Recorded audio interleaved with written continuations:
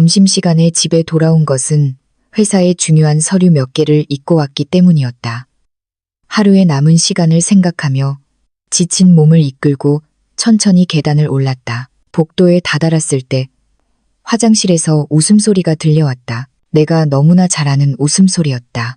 문을 열자 남편 민준이 욕조 안에 있는 것이 보였다.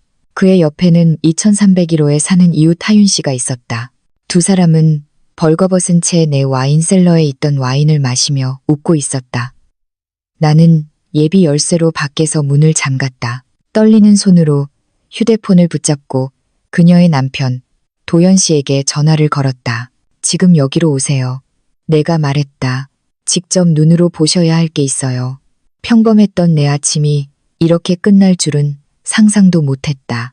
나는 매일같이 아침 6시에 일어났다.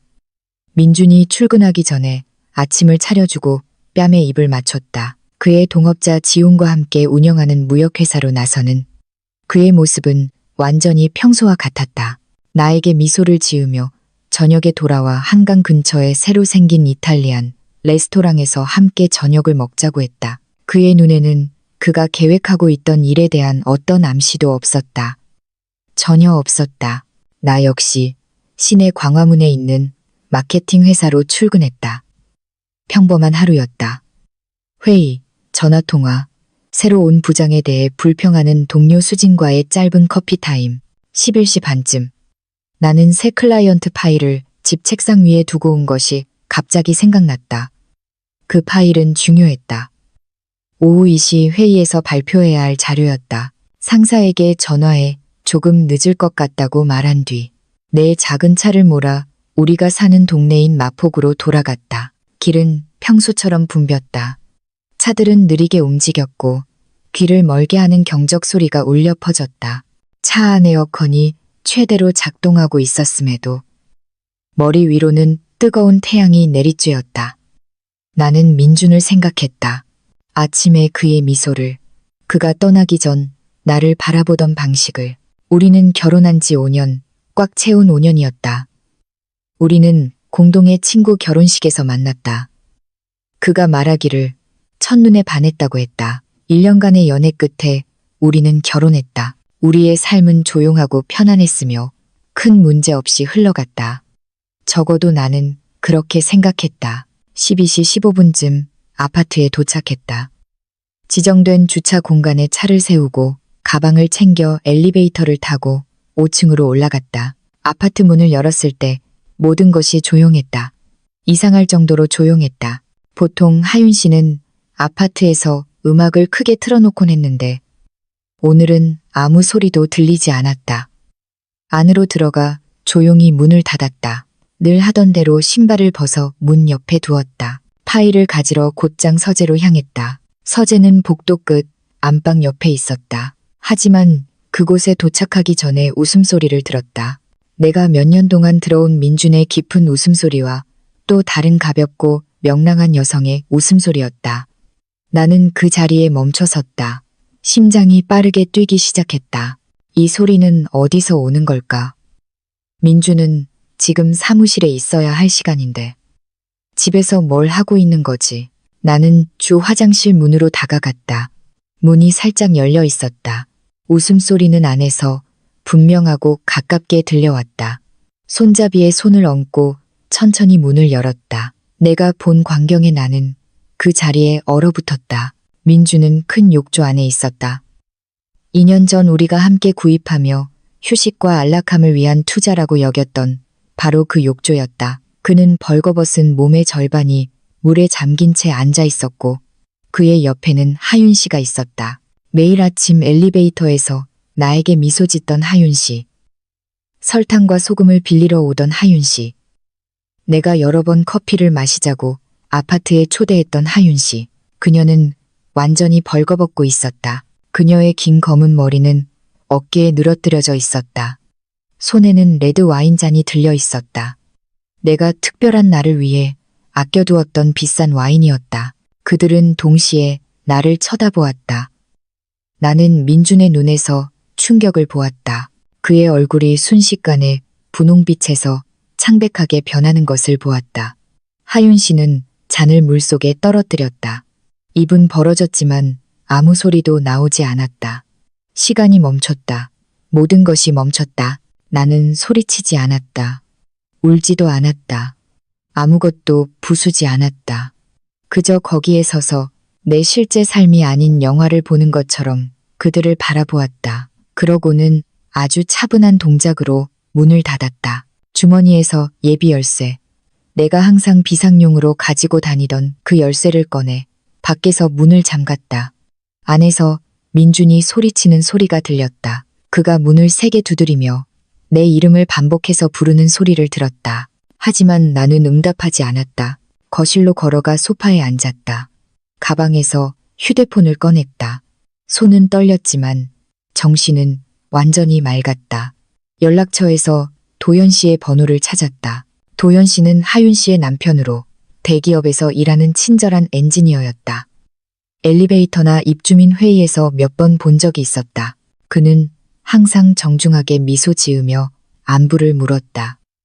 그를 잘 알지는 못했지만 언젠가 하윤 씨가 비상시에 연락하라며 그의 번호를 줬기 때문에 알고 있었다. 전화를 걸었다. 신호음이 1번, 2번, 3번 울리고 그가 받았다. 그의 목소리는 평범한 근무일에 전화를 받는 사람처럼 차분하고 정상적이었다. 나는 단호한 목소리로 말했다. 안녕하세요, 도현 씨. 5층 사는 지은입니다. 지금 즉시 저희 집으로 오셔야겠어요. 직접 보셔야 할 게 있습니다. 그가 질문하거나 망설일 틈을 주지 않았다. 주소와 호수를 말하고 전화를 끊었다. 나는 거기에 앉아 기다렸다. 민준이 여전히 문을 두드리며 소리치고 애원하는 소리를 들었다. 하윤 씨의 목소리도 들렸다. 그녀는 울면서 무언가 말했지만 알아들을 수 없었다. 하지만 나는 움직이지 않았다. 소파에 앉아 앞 벽을 바라보며 모든 것과 아무것도 아닌 것에 대해 생각했다. 어떻게 우리가 여기까지 왔을까? 이게 언제부터 일어난 일일까? 이번이 처음일까? 아니면 내가 모르는 다른 때가 있었을까? 질문들이 머릿속을 맴돌았지만 답을 찾을 수 없었다. 내가 아는 것이라고는 10분 전에 내가 알던 내 인생이 끝났다는 것뿐이었다. 모든 것이 변했다. 모든 것이 무너졌다. 15분 후 초인종 소리가 들렸다. 나는 조용히 일어나 문으로 걸어가 열었다. 도연 씨가 거기에 서 있었다. 정장에 파란 넥타이를 메고 있었고 걱정스럽고 당황한 표정이었다. 나를 보고 미소를 지으려 했지만 미소는 완성되지 못했다. 무슨 일이죠? 그가 물었다. 괜찮으세요? 나는 대답하지 않고 들어오라는 손짓만 했다. 그의 뒤에서 문을 닫았다. 화장실에서 들려오는 비명은 여전히 계속되고 있었고 민주는 이제 더 세게 문을 두드리고 있었다. 소리를 들었을 때 도연 씨의 얼굴이 변하는 것을 보았다. 그는 커진 눈으로 나를 바라보았다. 누가 저기 있습니까? 그가 물었다. 나는 차분한 목소리로 말했다. 저와 함께 가시죠. 나는 화장실을 향해 걸었고 그는 나를 따랐다. 비명은 이제 더 커졌다. 민주는 지은아, 제발 문 좀 열어줘. 설명하게 해줘. 이건 네가 생각하는 그런 게 아니야 라고 말하고 있었고 하윤 씨의 목소리가 그의 목소리와 섞여 그에게 진정하라고 소리치지 말라고 애원하고 있었다. 나는 문 앞에 섰다. 도연 씨가 내 옆에 섰다. 그는 나를 보고 그리고 문을 보았다. 그는 이제 이해하고 있었다. 이해하기 시작했다. 나는 그에게 말했다. 당신 아내 하윤 씨가 안에 있어요. 제 남편 민준과 함께요. 욕조 안에 벌거벗은 채로 그의 얼굴이 의아함에서 충격으로 그리고 분노로 순식간에 변하는 것을 보았다. 턱이 굳어지고 눈이 커졌으며 손은 주먹으로 변했다. 그는 닫힌 문을 보고 다시 나를 보았다. 사실입니까? 그가 질식할 듯한 목소리로 물었다. 나는 주머니에서 열쇠를 꺼내 자물쇠에 넣었다. 천천히 돌려 문을 열었다. 도연 씨가 본 광경에 그는 한 걸음 뒤로 물러섰다. 민준과 하윤은 여전히 욕조 안에 있었지만 이제는 수건으로 몸을 가리려고 애쓰고 있었다. 물은 이제 차가웠을 것이다. 그들은 떨고 있었다. 쏟아진 와인은 물 위에 떠 있었고 깨진 잔은 욕조 바닥에 있었다. 하유는 남편을 보자 비명을 질렀다. 도현 씨, 미안해요. 하지만 도현은 그녀를 쳐다보지 않았다. 그는 민준을 쳐다보고 있었다. 그의 눈에 서린 분노는 내가 상상했던 것 이상이었다. 도현은 느리고 무거운 발걸음으로 화장실 안으로 들어갔다. 마치 악몽 속을 걷는 것 같았다. 그는 욕조 가장자리에 서서 하윤을 7년 전에 결혼한 그 여자를 지금 학교에 있어서 무슨 일이 일어나는지 전혀 모르는 어린 딸의 엄마를 내려다보았다. 나는 그의 입술이 어떻게 떨리는지 그가 말을 하려고 애썼지만 단어가 나오지 않는 것을 보았다. 그는 거기에 말없이 서 있었고 그 침묵은 어떤 비명보다도 무거웠다. 하윤은 욕조에서 나왔다. 몸에서 물이 뚝뚝 떨어졌다. 선반에서 큰 수건을 잡아 몸을 감쌌다. 그녀는 울고 있었다. 눈물이 창백한 얼굴 위로 흘러내렸고 입술은 떨렸다. 도연에게 다가가려 했지만 그는 그녀 앞에 손을 들어 더 이상 다가오지 말라는 분명한 신호를 보냈다. 그녀는 그 자리에 멈춰서서 그를 보고 나를 보고 그리고 바닥을 보았다. 민준도 욕조에서 나와 허리에 수건을 둘렀다. 그는 도연에게서 조금 떨어져 섰다. 그는 어떤 말이든 상황을 더 악화시킬 수 있다는 것을 알았지만 오래 침묵할 수는 없었다. 그는 떨리는 목소리로 말했다. 도연 씨, 미안합니다. 이건 큰 실수였어요. 우린 그럴 의도가 없었다고? 도연이 차가운 목소리로 말을 끊었다. 배신을 할 의도가 없었다? 내 아내의 욕조에서 함께 벌거벗고 있을 의도가 없었다? 정확히 어떤 부분을 의도하지 않았던 거지. 침묵이 다시 화장실을 가득 메웠다. 민주는 대답할 수 없었다. 무슨 말을 할 수 있었을까? 변명도, 핑계도, 일어난 일을 바꿀 수 있는 것은 아무것도 없었다. 나는 하윤을 보았다. 그녀는 여전히 울고 있었고 몸은 떨렸으며 이가 딱딱 부딪혔다. 나는 이상한 감정을 느꼈다. 분노와 연민, 그리고 혐오감이 뒤섞인 감정. 이 여자는 내 친구였다. 적어도 나는 그렇게 생각했다. 그녀는 우리 집에 와서 나와 커피를 마시고 남편 도연과의 문제, 대부분의 시간을 앗아가는 그의 일, 그녀의 외로움에 대해 이야기했다. 그리고 나는 그녀의 말을 들어주고 위로하고 조언을 해주었다. 그리고 그 모든 시간 동안 그녀는 내 남편과 자고 있었다. 도현이 돌아서서 나를 보았다. 그의 눈은 충혈되었고 턱은 굳어 있었다. 그는 낮은 목소리로 말했다. 이게 언제부터였죠? 몰라요. 나는 솔직하게 말했다. 방금 알았어요. 그가 하윤을 보았다. 그럼 당신이 대답해. 언제부터야? 하윤은 고개를 들고 울어서 부은 눈으로 그를 보았다. 질식할 듯한 목소리로 말했다. 석 달. 됐어요. 석 달. 그 말은 내 뺨을 때리는 것 같았다. 꽉 채운 석 달 동안 그들은 내 등 뒤에서 이런 짓을 하고 있었다. 석 달간의 거짓말, 가짜 미소, 이중생활, 윗속에서 메스꺼움이 치밀어 올랐다. 도연은 쓰라리고 차가운 웃음을 터뜨렸다. 석 달, 그가 반복했다. 나는 너에게 괜찮은 삶을 제공하기 위해 당나귀처럼 일하고 있었는데 너는 여기서 이웃과 내 이웃의 남편과 바람을 피우고 있었군. 미안해요. 정말 미안해요. 하윤이 울었다. 실수였어요. 한 번의 실수라고. 도현이 말을 끊었다. 석 달간의 배신은 실수가 아니야. 그건 선택이야. 그가 민준에게 돌아섰다. 그리고 당신은 할 말이 뭔가?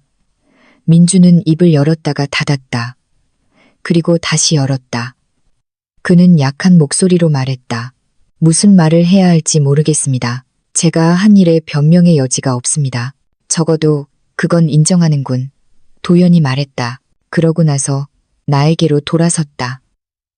그래서 당신은 이제 어떻게 할 겁니까? 나는 민준을 보았다. 내가 사랑했던 남자, 내가 결혼했던 남자, 나에게 충실과 존중을 약속했던 남자. 그는 거의 벌거벗고 젖고 떨며 작고 약하고 비참해 보였다. 나는 더 이상 그를 알아보지 못했다. 어쩌면 나는 그를 전혀 알지 못했는지도 모른다. 나는 차분하지만 단호한 목소리로 말했다. 이 사람이 내 집에서 나가길 원해요. 지은아, 제발. 민준이 말했다. 우리 얘기 좀 하자. 내가 설명하게 해줘. 설명할 건 아무것도 없어. 내가 말을 끊었다.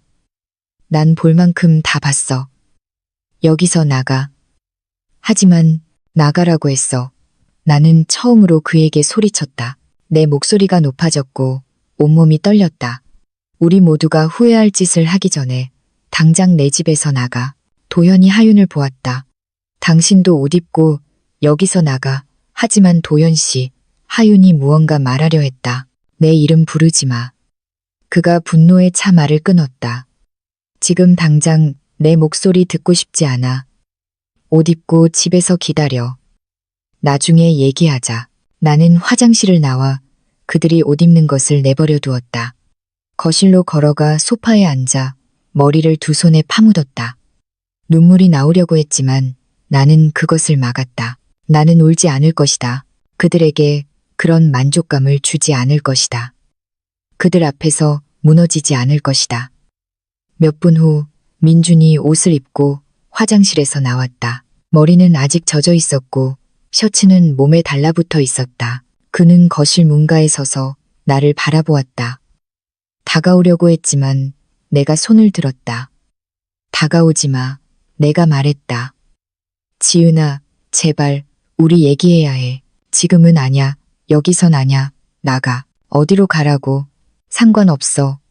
호텔이든 친구 집이든 길거리든 아무데나. 그는 잠시 더 서 있다가 돌아서서 나갔다. 아파트 문이 그의 뒤에서 닫히는 소리를 들었다. 하윤이 그 뒤를 따랐다. 그녀는 나를 쳐다보지도 않고 지나갔다. 도현이 그녀를 따랐지만 문 앞에서 멈춰 나에게로 돌아섰다. 전화해줘서 고마워요. 뭘 해야 할지 몰랐어요. 내가 솔직하게 말했다. 그냥 당신이 알아야 한다고 느꼈어요. 당신은 옳은 일을 한 겁니다. 그가 말했다. 이런 걸 보게 해서 미안해요. 나는 슬픈 미소를 지었다. 우리 둘 다 오늘 보고 싶지 않은 것들을 봐야 했네요. 그가 고개를 끄덕였다. 무슨 일이든 정말 무슨 일이든 필요하면 전화하세요. 고마워요. 그가 나가고 조용히 문을 닫았다. 나는 아파트에 혼자 남았다. 침묵은 숨 막혔다. 주위를 둘러보았다. 모든 것이 1시간 전과 똑같아 보였지만 모든 것이 변해 있었다. 우리가 매일 저녁 함께 앉았던 소파, 우리가 함께 보던 텔레비전, 벽에 걸린 사진들, 우리의 결혼 사진, 휴가 사진, 우리의 가짜 삶의 사진들. 나는 일어나 화장실로 걸어갔다. 욕조를 보았다. 물은 여전히 그 안에 있었고 이제는 차가웠다. 쏟아진 와인은 수면에 떠 있었고 깨진 잔은 바닥에 있었다. 나는 마개를 잡아당겼다. 물이 내려가는 것을 지켜보았다. 빙빙 돌며 사라지는 물.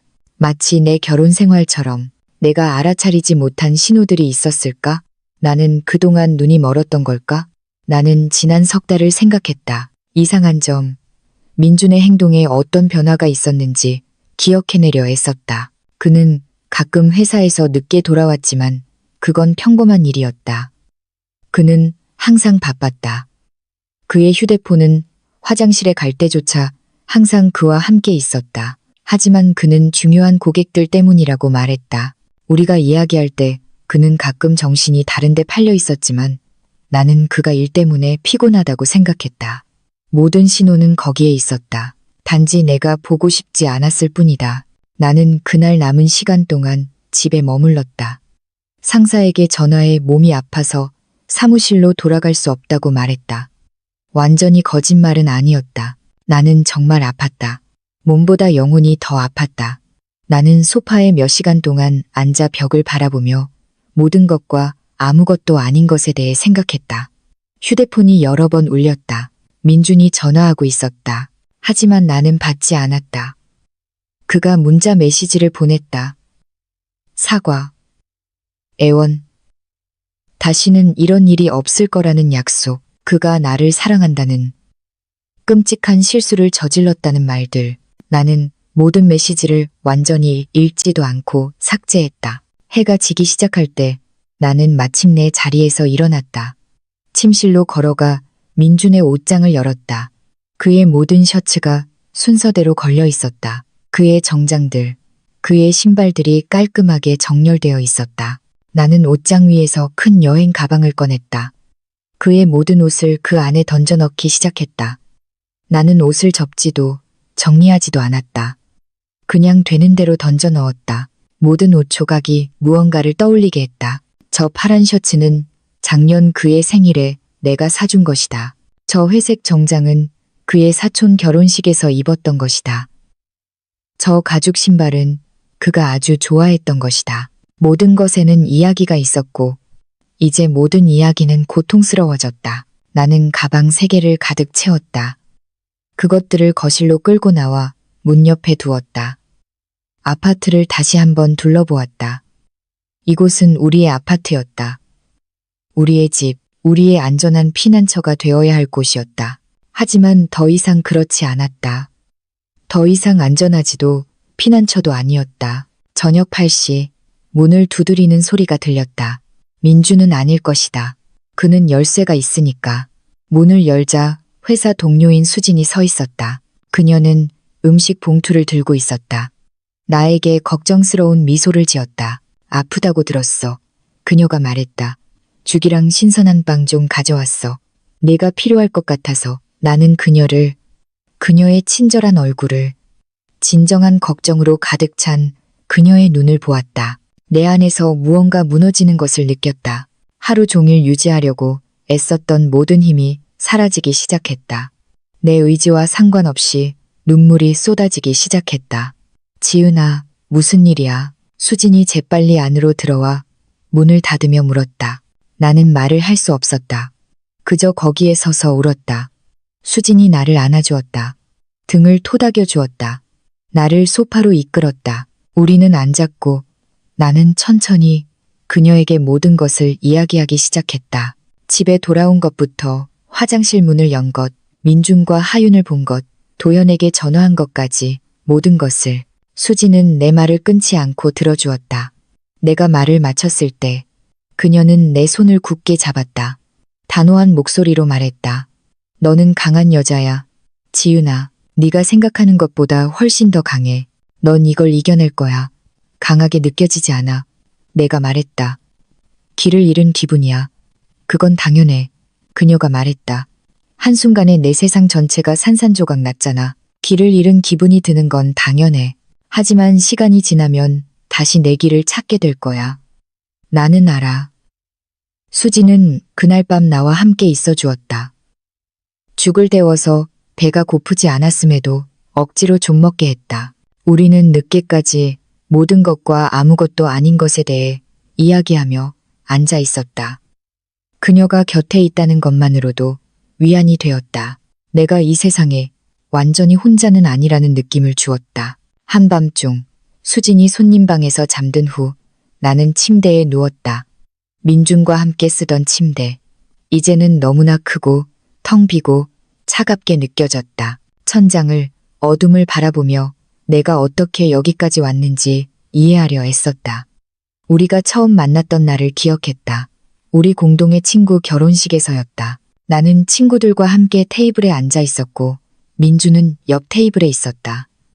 우리는 저녁 내내 눈빛을 교환했다. 파티가 끝날 무렵 그가 나에게 다가와 전화번호를 물었다. 나와 이야기하지 않고는 파티를 떠날 수 없었다고 말했다. 그는 매력적이고 친절하고 진심으로 관심 있어 보였다.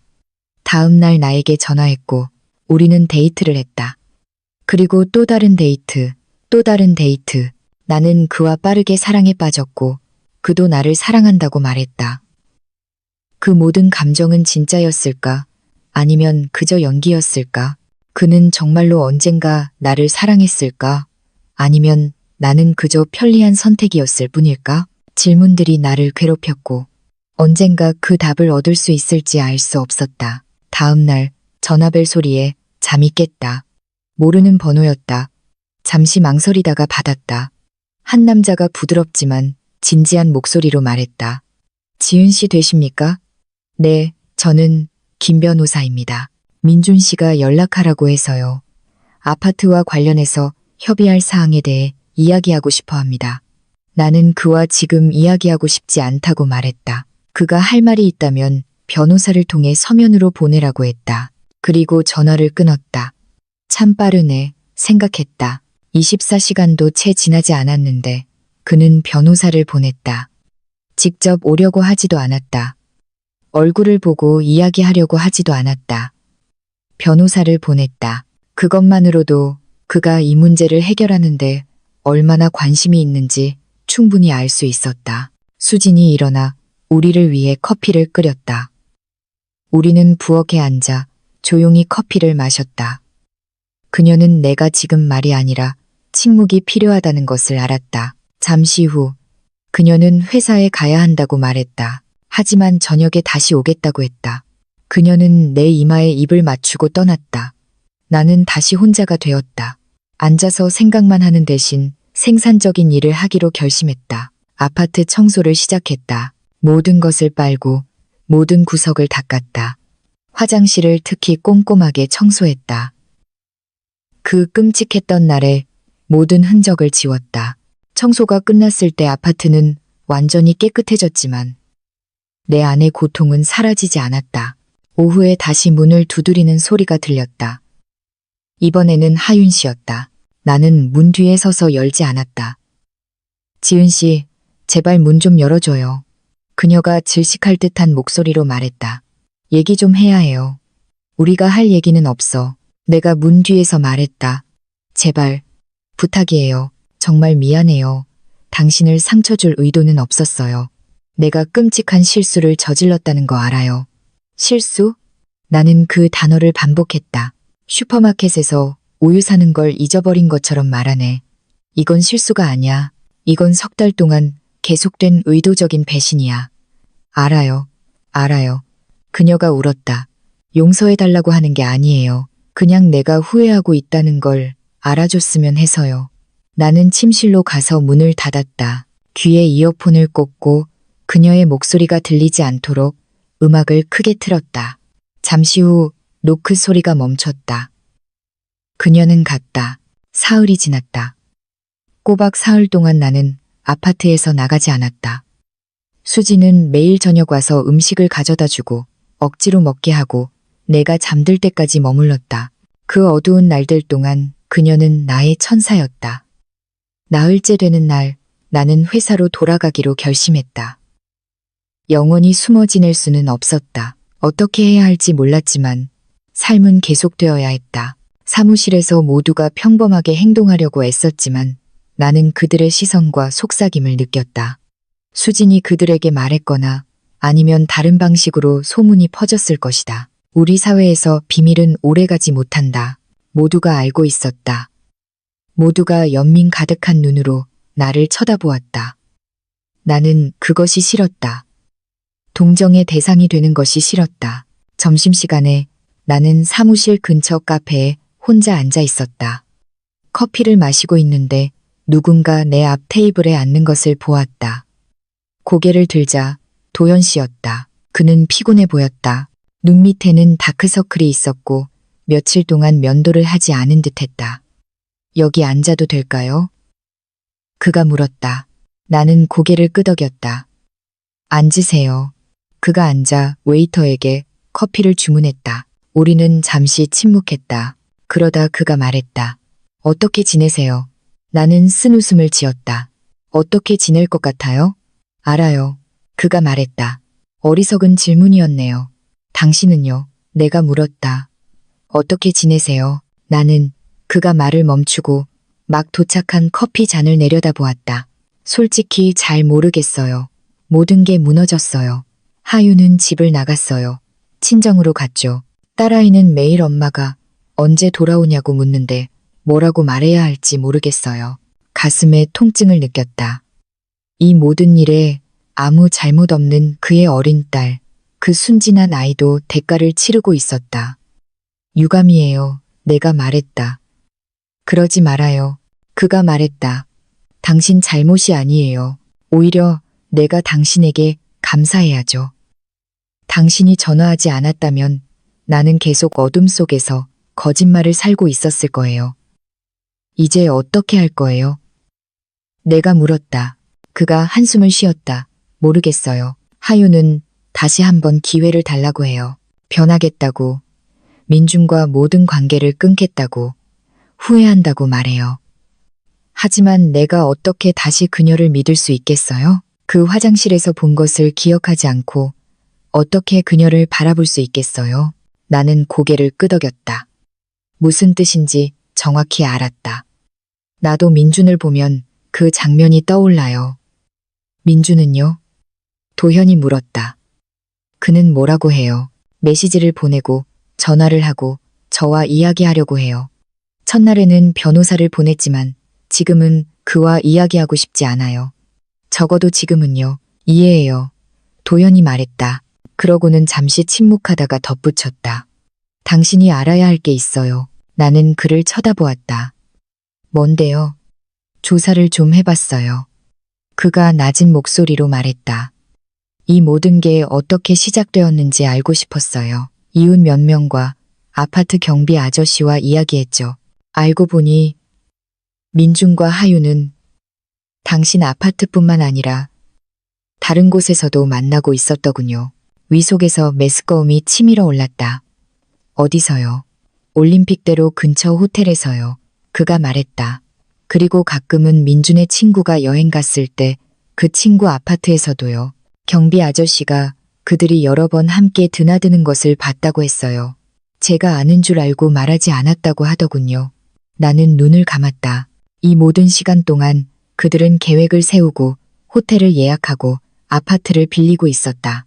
이건 그저 스쳐 지나가는 실수가 아니었다. 완벽한 관계, 완벽한 비밀 생활이었다. 어떻게 시작되었는지 알아요? 내가 약한 목소리로 물었다. 하윤이 말해줬어요. 도현이 말했다.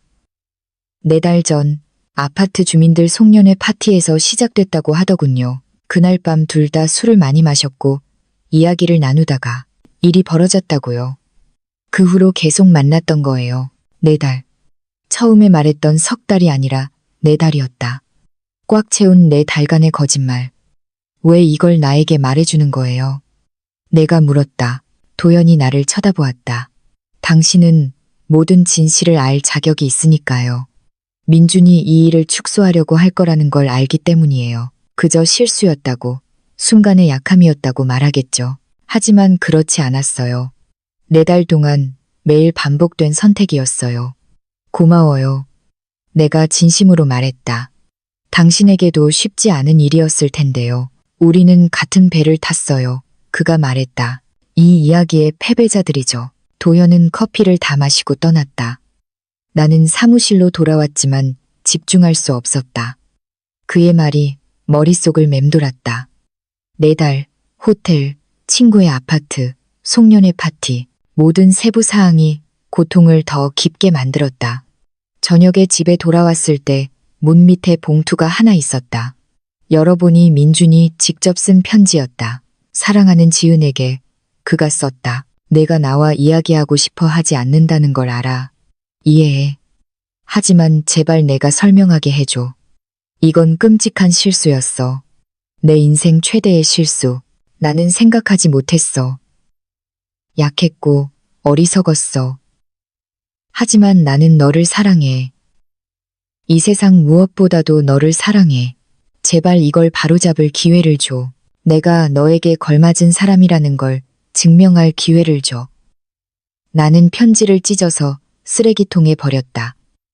공허한 말들, 그녀를 만날 계획을 세우면서 나에게 몇 번이나 사랑한다고 말했을까? 그녀를 생각하면서 나에게 몇 번이나 키스했을까? 그의 사랑은 이제 나에게 아무 의미도 없었다. 그날 밤 나는 아파트 발코니에 앉아 아래로 펼쳐진 불 켜진 도시를 바라보았다. 아래에서는 삶이 계속되고 있었다. 사람들은 걷고, 차들은 움직이고, 세상은 돌아갔다. 그리고 나는 여기, 이 고통과 함께 이 장소에 갇혀 있었다. 휴대폰이 울렸다. 엄마 번호였다. 받기 전에 망설였다. 아직 엄마에게 무슨 일이 있었는지 말하지 않았다. 그것에 대해 이야기할 준비가 되지 않았다. 여보세요, 엄마. 나는 평범하게 보이려고 애쓰며 말했다. 지은아, 내 딸, 엄마의 다정한 목소리가 들렸다. 어떻게 지내니? 며칠 동안 전화가 없었네. 괜찮아요, 엄마. 회사 일이 바빠서요. 무슨 일 있니? 엄마가 물었다. 목소리가 이상하네. 아무 일 없어요. 내가 거짓말했다. 걱정 마세요. 하지만 엄마는 속지 않았다. 엄마는 항상 무언가 잘못되었을 때 느낄 수 있었다. 지은아, 엄마가 단호하게 말했다. 무슨 일인지 말해봐. 그리고 더 이상 이 모든 것을 혼자 짊어질 수 없었기에 나는 엄마에게 말했다.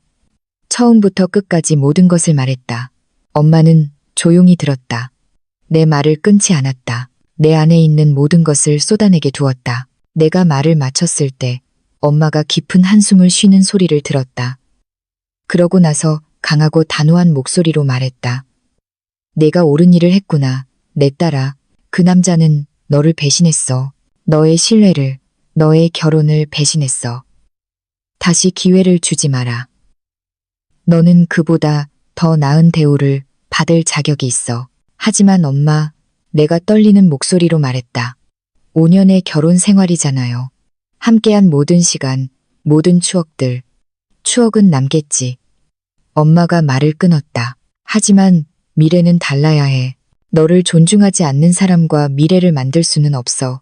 이혼해라, 지은아. 이혼하고 새 삶을 시작해.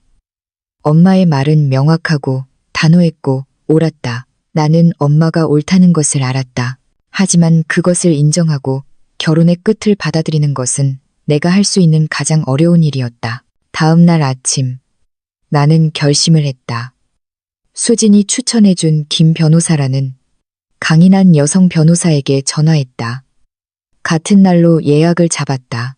그녀의 사무실에 들어섰을 때 나는 50대, 짧은 회색 머리, 두꺼운 안경, 모든 것을 꿰뚫어 보는 듯한 날카로운 눈을 가진 여성을 마주했다. 앉으세요. 그녀가 단호하지만 거칠지 않은 목소리로 말했다. 무슨 일인지 말해보세요. 나는 1000번은 더한 이야기를 다시 했다. 이야기할 때마다 조금씩 쉬워졌고 조금씩 덜 고통스러워졌다. 아니면 내가 그저 무감각해지고 있었는지도 모른다. 김 변호사는 집중해서 듣고 메모를 하고 구체적인 질문을 했다. 마침내 그녀는 펜을 내려놓고 나를 보았다. 그녀는 말했다. 사건은 명확합니다. 증거가 확실한 외도, 목격자 충분한 증거. 우리는 유책 사유로 이혼 소송을 제기할 수 있고 모든 면에서 당신이 유리할 겁니다. 아파트, 위자료, 당신의 모든 권리는 보장될 겁니다. 시간이 얼마나 걸릴까요? 내가 물었다. 절차는 몇 달 정도 걸릴 수 있습니다. 그녀가 말했다. 하지만 제가 최상의 결과를 얻도록 확실히 하겠습니다. 민준 씨는 이 일에서 빠져나갈 수 없을 겁니다. 하윤 씨는요? 내가 물었다. 그녀에게는 아무것도 할 수 없나요? 김 변호사는 고개를 저었다. 법적으로 당신의 법적 관계는 남편과만 있습니다. 하지만 스캔들 자체만으로도 그녀에게는 처벌이 될 겁니다. 우리 사회에서 여성의 평판은 중요하고 그녀가 한 일은 퍼져나갈 겁니다. 그녀는 그녀 나름의 대가를 치르게 될 겁니다. 나는 변호사 사무실을 나오면서 이상한 감정을 느꼈다. 안도감과 슬픔이 뒤섞인 감정, 결정을 내렸다는, 앞으로 나아가는 구체적인 한 걸음을 내디뎠다는 안도감, 그리고 이것이 있었던 모든 것의 진정한 끝, 최종적인 끝을 의미한다는 슬픔. 돌아오는 길에 작은 카페에 들렀다. 야외에 앉아 민트차를 주문했다. 날씨는 좋았고 가벼운 산들바람과 따뜻한 햇살이 있었다. 사람들은 지나가고 웃고 이야기했다. 평범한 삶. 나는 다시 그 평범한 삶을 갈망했다. 젊은 부부가 손을 잡고 함께 걸어가는 것을 보았다. 그들은 미소 짓고 있었다. 가슴에 찌르는 듯한 아픔을 느꼈다. 우리도 언젠가 저렇게 보였을까? 사람들이 우리를 보고 얼마나 행복해 보일까 생각했을까? 그 모든 것은 환상이었다. 휴대폰이 울렸다. 민준이었다. 일주일 만에 처음으로 받기로 결심했다. 네, 내가 차가운 목소리로 말했다. 지은아. 그의 떨리고 절박한 목소리가 들렸다. 받아줘서 고마워. 제발, 우리 얘기해야 해. 할 얘기 없어. 내가 말했다. 제발 그렇게 말하지 마. 제발. 설명할 기회 딱 한 번만 줘. 설명은 충분히 했잖아. 내가 말했다. 내 달간의 배신, 호텔들, 내 친구의 아파트, 모든 것. 그가 힘들게 숨쉬는 소리가 들렸다. 누가 그런 말을 했어. 상관없어. 내가 말했다. 중요한 건 이제 내가 모든 진실을 안다는 거야. 지은아, 제발 내가 널 보게 해줘. 우리 어른답게 앉아서 이야기하자. 5년의 결혼 생활이 이렇게 끝날 수는 없어. 네가 끝낸 거야. 내가 날카롭게 말했다. 네가 나를 배신하고 우리가 함께 쌓아온 모든 것을 파괴하기로 선택한 거야. 나한테 떠넘기지 마. 알아. 내가 잘못했다는 거 알아. 하지만 사람은 실수하잖아, 지은아. 사람은 실수를 저지르고 그걸 바로잡는다고. 어떤 실수는 바로잡을 수 없어. 내가 말했다. 그리고 이건 그중 하나야. 잠시 침묵이 흘렀다. 그러고 나서 그가 낮은 목소리로 말했다. 그래서 결정했어? 응. 내가 말했다. 변호사 선임했어.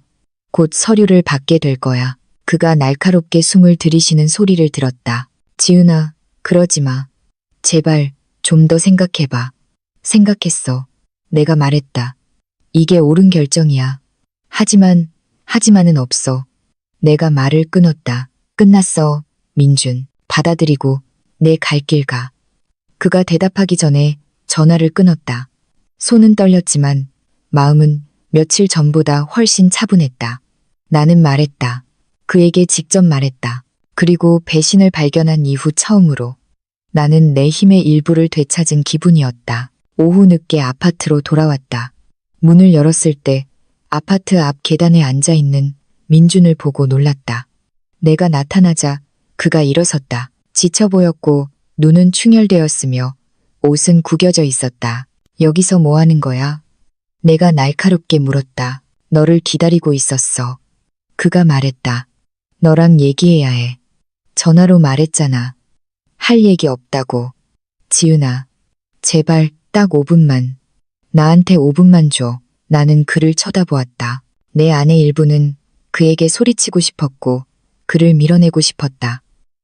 하지만 다른 일부, 아주 작은 일부는 그가 무슨 말을 할지 듣고 싶었다. 어쩌면 마무리를 위해서, 어쩌면 답을 위해서. 5분, 내가 말했다. 그 이상은 안 돼. 우리는 아파트로 들어갔다.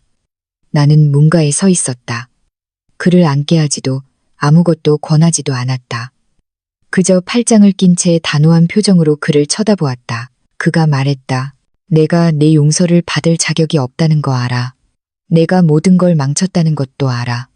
하지만 하윤과의 일은 너와는 아무 상관이 없었다는 걸 알아줬으면 해. 네가 부족해서도 아니고 내가 너를 사랑하지 않아서도 아니야. 그럼 왜? 내가 물었다.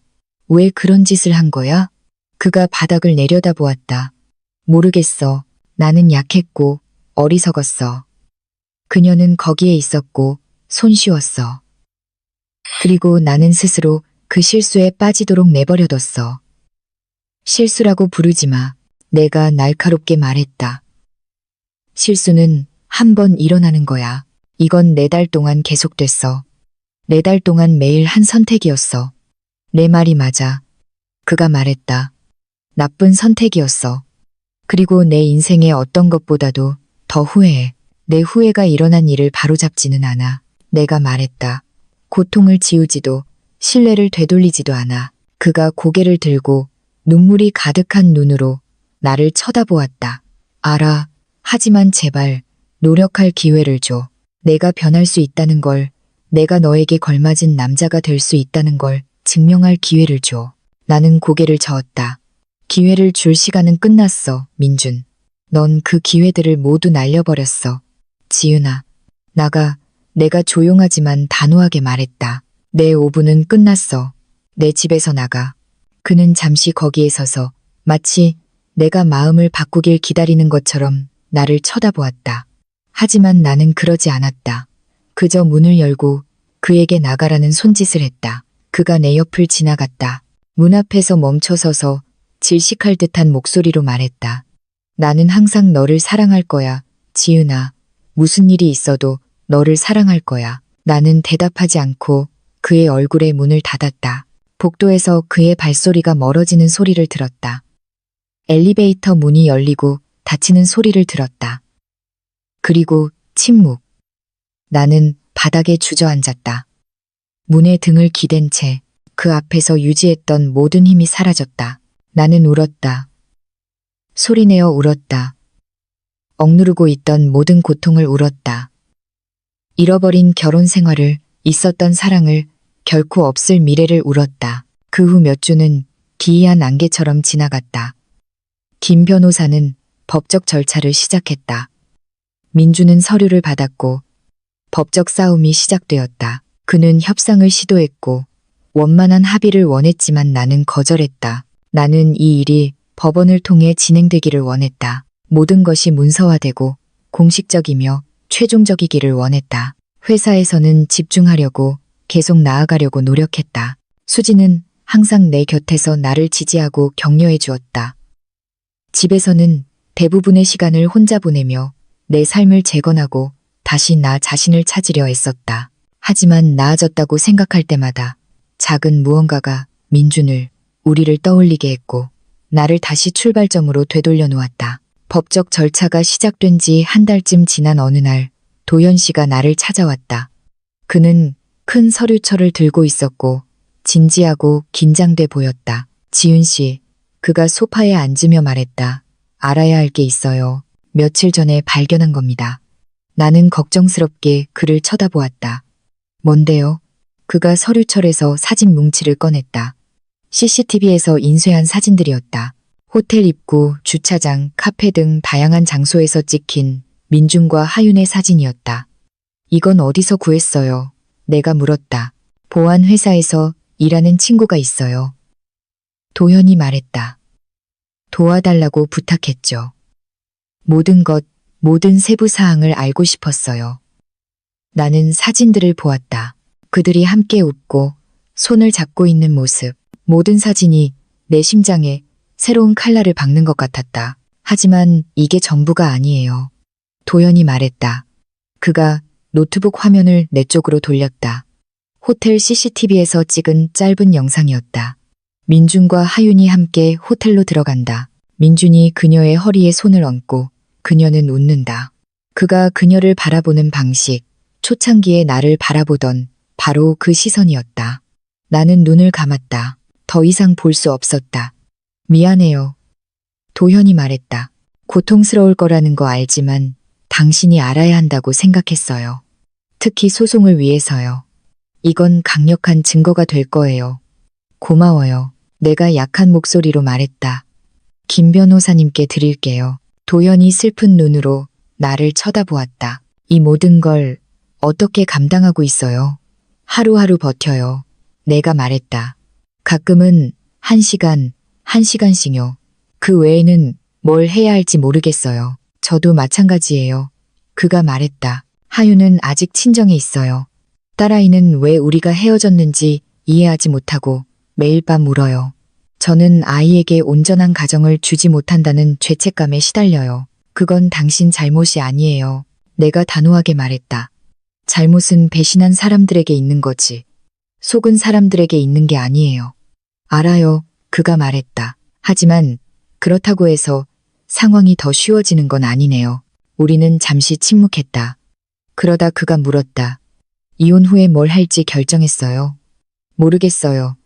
내가 솔직하게 말했다. 아마 다른 아파트로 이사가서 이 모든 기억이 없는 곳에서 새로 시작할지도 몰라요. 어쩌면 다른 도시에서 일자리를 찾아볼 수도 있고요.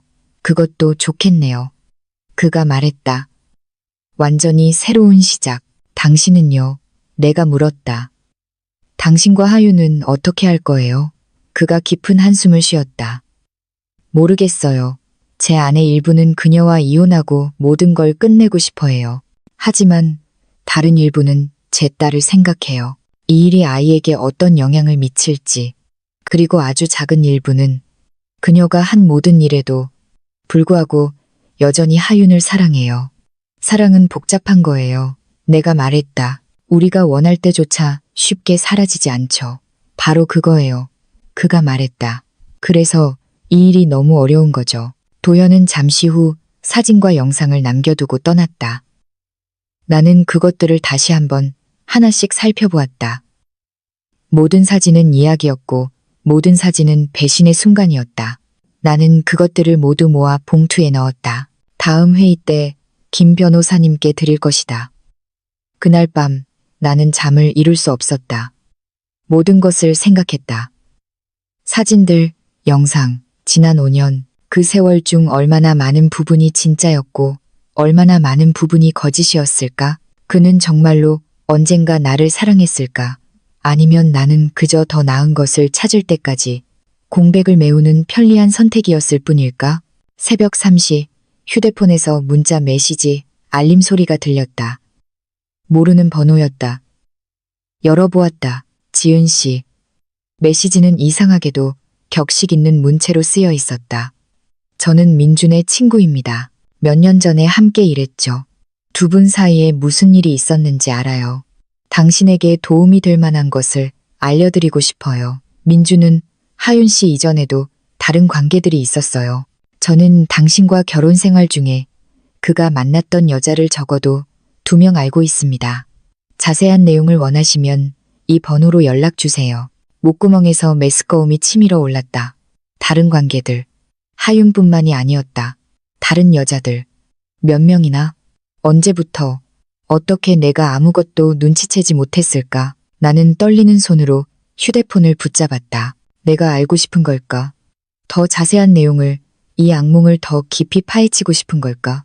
내 안의 일부는 아니, 그만해. 내가 아는 것만으로도 충분해라고 말했다. 하지만 다른 일부는 그래, 모든 것을 알아야 해. 아무리 고통스럽더라도 모든 진실을 마주해야 해라고 말했다. 나는 그 번호로 전화를 걸었다. 신호음이 여러 번 울린 후 한 여자가 받았다. 목소리는 차분하고 성숙했다. 지은 씨? 그녀가 물었다. 네. 내가 말했다.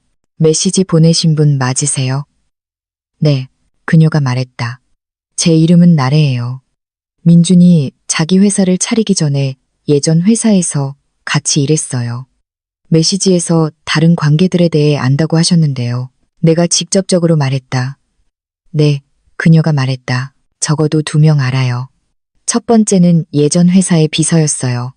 관계는 약 1년 정도 지속됐죠. 두 번째는 그의 고객이었어요. 몇 달간의 짧은 관계였고요. 세상이 내 주위에서 빙빙 도는 것 같았다. 1년 내내, 비서와 1년 내내, 그리고 고객과, 그리고 하윤. 도대체 몇 명의 여자, 몇 번의 배신이었을까? 어떻게 이 모든 걸 아세요? 내가 물었다. 저는 그의 주변에 가까이 있었어요. 그녀가 말했다. 여러 가지를 보고 들었죠. 그리고 하윤과의 스캔들에 대해 듣기 전까지는 당신이 모른다는 사실을 몰랐어요. 당신이 모든 진실을 알아야 한다고 느꼈어요. 왜 지금 말해주시는 거예요? 내가 물었다. 왜 전에는 말해주지 않았어요? 저는 당신을 개인적으로 몰랐어요. 그녀가 말했다. 그리고 제가 개입할 권리가 있는지 확신할 수 없었어요. 하지만 지금 당신이 그와 법적으로 맞서고 있으니 이 정보가 도움이 될 거라고 생각했어요. 증거가 있나요? 내가 물었다. 문서화된 무언가요? 물질적인 증거는 없어요. 그녀가 말했다. 하지만 저는 그 여자들의 이름과 대략적인 날짜를 알아요. 원하신다면 그 정보를 드릴 수 있어요. 원해요. 내가 단호하게 말했다. 모든 것을 원해요. 그녀는 이름들, 날짜들, 그녀가 아는 모든 세부사항을 나에게 주었다. 나는 모든 것을 받아 적었다. 쓰는 동안 손이 떨렸다. 내가 모르는 여자들의 이름들, 우리의 행복했던 기억이라고 생각했던 것들과 겹치는 날짜들. 우리가 결혼 2주년을 축하하던 바로 그 시기에 그는 비서와 함께 있었다. 우리가 제주도로 여행을 계획할 때 그는 시내 호텔에서 고객을 만나고 있었다. 내 안에서 무언가 무너지는 것을 느꼈다. 고통보다 더 깊은 무언가, 해방과도 같은 무언가. 이제 알겠다. 이제 전체 그림이 보인다. 나는 상상한 것이 아니었다. 미친 것이 아니었다. 과장한 것이 아니었다. 그는 진정한 거짓말에 능숙한 전문가였다. 그는 거의 결혼 생활 내내 이중 생활을 했다. 아침에 나는 곧장 김 변호사의 사무실로 갔다. 예약 없이 들어갔다. 분노가 혈관에서 들끓었다. 김 변호사는 내 얼굴을 보고 걱정스럽게 나를 쳐다보았다. 무슨 일이죠? 그녀가 물었다. 나는 메모를 그녀의 책상 위에 던졌다. 하윤이 처음이 아니었다는 걸 알게 됐어요. 내가 분노로 떨리는 목소리로 말했다. 결혼 생활 내내 어쩌면 처음부터 다른 여자들이 있었어요. 김 변호사는 메모를 집어들어 꼼꼼히 읽었다. 그러고 나서 나를 쳐다보았다. 이것에 대한 증거가 있나요? 그의 주변에 가까웠던 사람의 증언이요. 내가 말했다. 그리고 여자들의 이름도요. 조사할 수 있어요. 증거를 찾을 수 있어요. 김 변호사는 천천히 고개를 끄덕였다. 이건 소송의 모든 것을 바꿀 겁니다. 그녀가 말했다. 만약 외도가 한 번의 사건이 아니라 반복적인 패턴이었다는 것을 증명할 수 있다면 우리는 모든 것을 얻게 될 겁니다. 아파트, 완전한 위자료, 당신의 모든 권리, 나는 그 이상을 원해요. 내가 말했다. 나는 그가 대가를 치르길 원해요. 모두가 그가 어떤 사람인지 알게 되길 원해요. 김 변호사가 나를 조심스럽게 쳐다보았다. 지은 씨, 당신의 분노는 이해합니다. 하지만 우리는 전략적이어야 해요. 감정적인 복수는 그에게보다 당신에게 더 큰 상처를 줄 수 있어요. 감정적인 복수를 원하는 게 아니에요. 내가 말했다. 정의를 원해요. 그리고 당신은 정의를 얻게 될 겁니다. 김 변호사가 단호하게 말했다. 제가 약속하죠. 나는 그녀의 사무실을 나오면서 불타오르는 기분이었다. 민준과 다시 한번 마주하기로 결심했다. 하지만 이번에는 내가 발견한 모든 진실을 가지고 나는 그에게 전화해서 저녁에 아파트로 오라고 했다. 그는 놀란 듯 했지만 동의했다. 저녁 7시에 그가 왔다. 피곤해 보였지만 눈에는 희미한 희망의 빛이 있었다. 아마도 내가 마음을 바꿨다고 생각했을 것이다. 전화해줘서 고마워. 그가 들어서며 말했다. 다시는 나를 보고 싶어 하지 않을 거라고 생각했어. 앉아. 내가 차갑게 말했다. 그가 소파에 앉았다. 나는 그의 앞에 팔짱을 끼고 섰다. 하윤이 처음이 아니었지. 그렇지.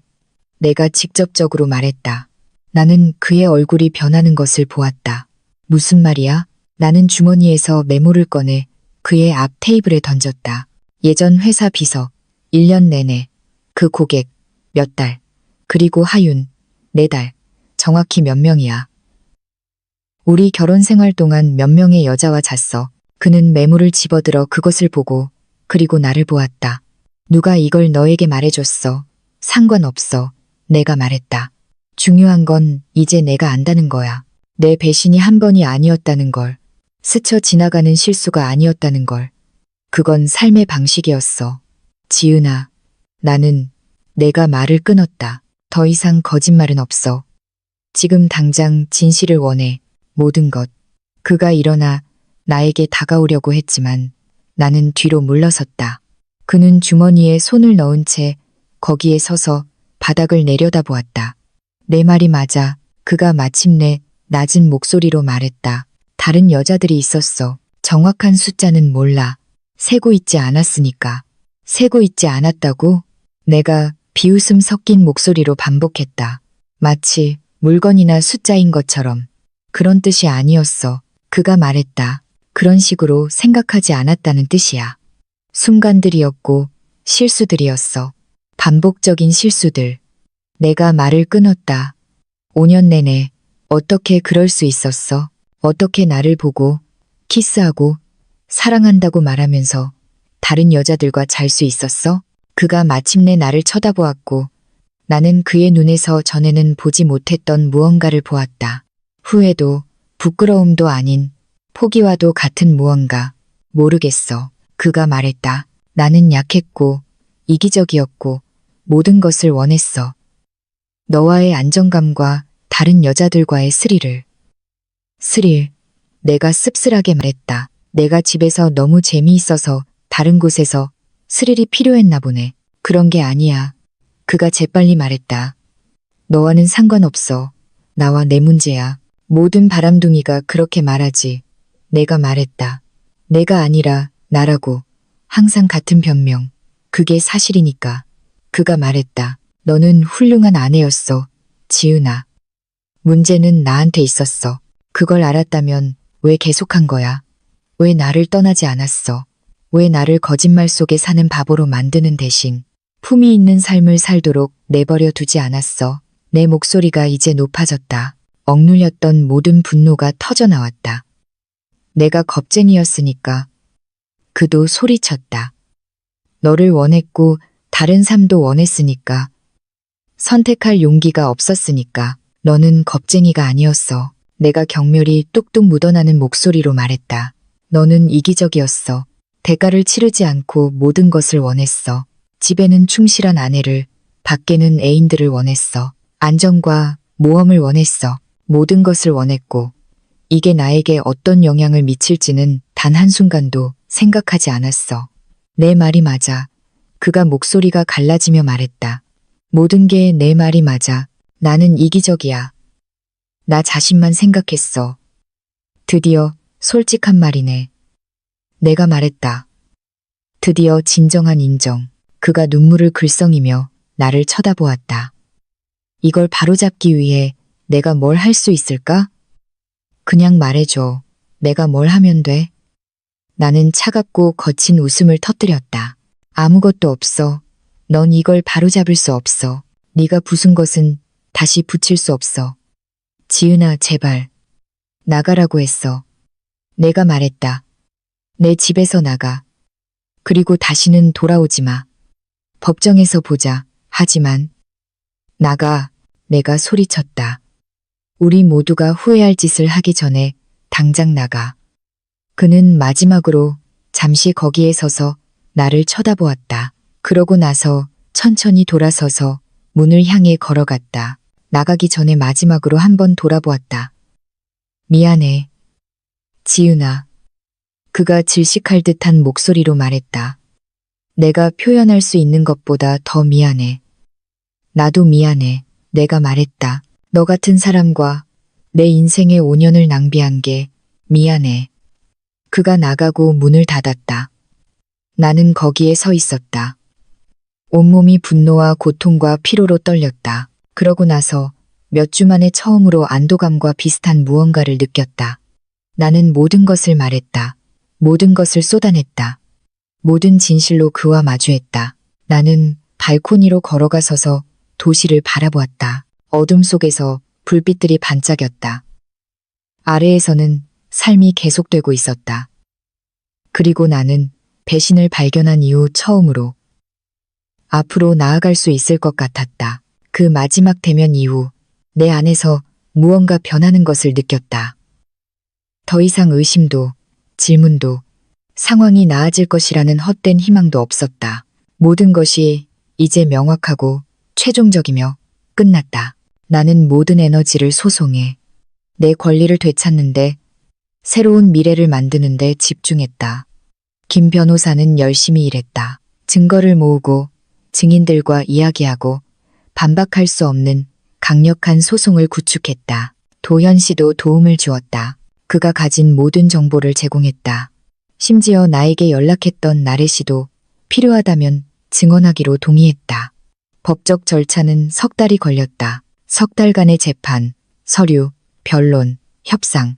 민주는 처음에는 저항하고 자신을 변호하려고 했지만 증거는 압도적이었다. 결국 그는 조건을 받아들일 수밖에 없었다. 나는 모든 것을 얻었다. 아파트는 완전히 내 소유가 되었고 위자료는 충분했으며 내 모든 권리는 보장되었다. 판사가 최종 판결문에 서명한 날, 나는 법정에 앉아 기이한 감정의 소용돌이를 느꼈다. 안도, 슬픔, 분노, 해방. 모든 것이 함께했다. 김 변호사와 함께 법원을 나왔다. 그녀가 자랑스러운 미소로 말했다. 해냈군요. 당신이 받을 자격이 있는 모든 것을 얻었어요. 해주신 모든 것에 감사해요. 내가 말했다. 이건 제 일이죠. 그녀가 말했다. 하지만 그 이상으로 저는 정의를 믿어요. 그리고 당신은 오늘 당신의 정의를 얻은 겁니다. 나는 거리로 나와 신선한 공기를 마셨다. 이상한 가벼움을 느꼈다. 마치 큰 짐이 어깨에서 내려진 것 같았다. 이것은 한 챕터의 끝이었지만 또한 새로운 챕터의 시작이었다. 그 후 몇 주 동안 나는 내 삶을 새로 정리하기 시작했다. 아파트에서 민준을 떠올리게 하는 모든 것을 치웠다. 남아있던 그의 몇 안 되는 옷들을 기부했고 모든 공동의 사진을 치웠다. 가구를 재배치하고 색깔을 바꾸고 공간을 완전히 다르게 보이게 만들었다. 이곳은 더 이상 우리의 집이 아니었다. 내 집이 되었다. 수지는 모든 단계에서 나와 함께했다. 정리하고 청소하고 내 삶을 재건하는 것을 도와주었다.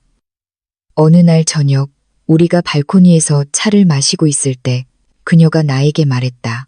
네가 자랑스러워. 알지? 나는 그녀를 쳐다보았다. 왜? 네가 무너지지 않았으니까. 그녀가 말했다. 무너지고 포기할 수도 있었지만 너는 그러지 않았어. 싸웠고 내 권리를 되찾았고 이제 새로운 삶을 만들고 있잖아. 나는 미소 지었다. 좋은 도움이 있었지. 그럴지도. 그녀가 말했다. 하지만 힘은 내 안에 있었어. 나는 그냥 그걸 드러내는 걸 도왔을 뿐이야.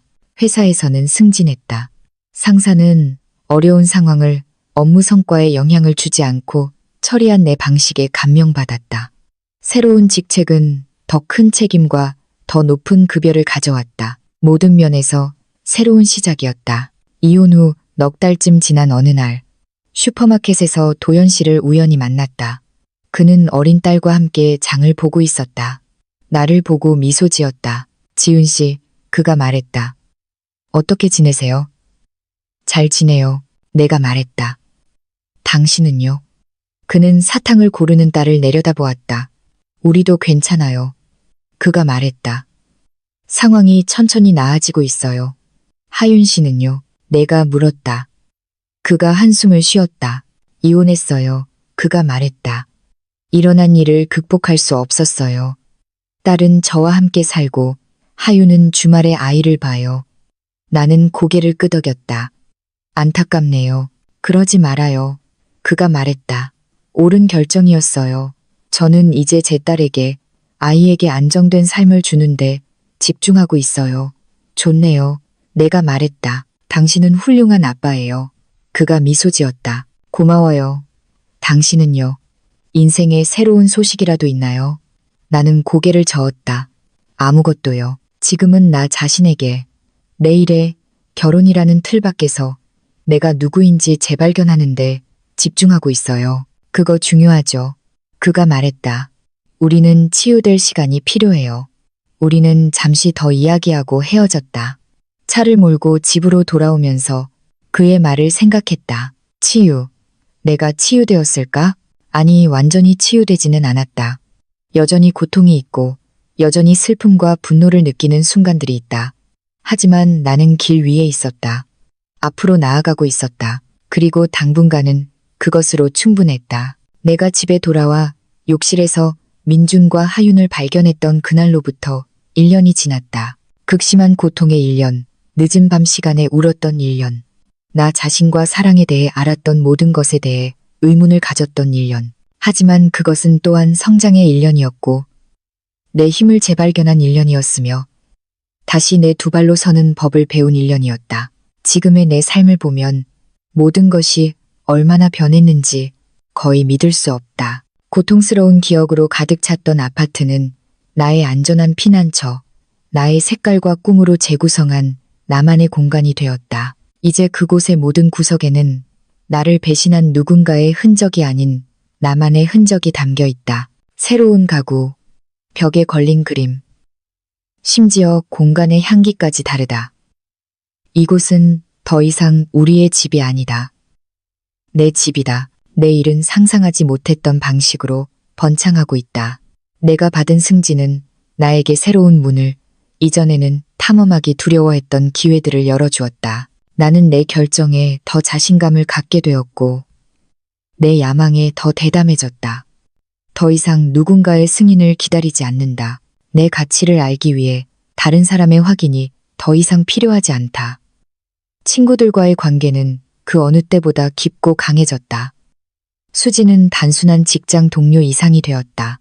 그녀는 내 자매, 언제든 의지할 수 있는 사람이 되었다. 가장 어두운 시절에 내 곁을 지켜준 사람들, 나를 판단하지 않은 사람들, 내가 무너졌을 때 나를 안아준 사람들의 소중함을 배웠다. 내가 민준을 용서했을까? 이 질문을 많이 받는다. 대답은 아니오다. 나는 그가 한 일에 대해 언젠가 그를 용서할 수 있을 거라고 생각하지 않는다. 하지만 나는 그 일을 넘어섰다. 그는 더 이상 내 생각을 지배하지 않는다. 그의 이름은 더 이상 나를 분노나 고통으로 떨게 하지 않는다. 그는 이제 희미한 기억, 이전 생에서 알았던 사람, 신뢰와 배신에 대해 배운 혹독한 교훈일 뿐이다. 때때로 이른 아침, 발코니에 혼자 앉아 커피를 마실 때면 나는 그 순간을 생각한다. 화장실 문을 열고 내 삶 전체가 눈앞에서 무너지는 것을 보았던 그 순간. 충격, 고통, 발밑에 땅이 갈라지는 듯한 느낌. 만약 그날 내가 집에 돌아오지 않았다면, 만약 그 서류들을 잊지 않았다면, 나는 아마 몇 년 더, 어쩌면 영원히 거짓말 속에서 살았을 것이다. 내가 느꼈던 고통은 견딜 수 없었지만, 비뚤어진 방식으로는 선물이었다. 그것은 나를 깨웠고, 나를 해방시켰으며, 내가 무시하고 있던 진실을 보게 만들었다. 그리고 결국 거짓 위에 세워진 삶에서 나를 구해주었다. 나는 이제 1년 전의 나와는 완전히 다른 여자다. 더 강하고 더 의식적이며 나 자신과 내가 진정으로 삶에서 원하는 것에 더 연결되어 있다. 나는 이제 내 가치를 안다. 나는 존중, 충실, 진정한 사랑을 받을 자격이 있다는 것을 안다. 그리고 어떤 상황에서도 그 이하로는 절대 타협하지 않을 것이다. 삶은 계속되고 날들은 지나가고 세상은 돌아간다. 그리고 나도 그와 함께 앞으로 걸어간다. 한 걸음씩 하루하루 나는 폐허 속에서 나 자신을 다시 세웠다. 그리고 다시는 누구에게도 나를 무너뜨리게 두지 않을 것이다.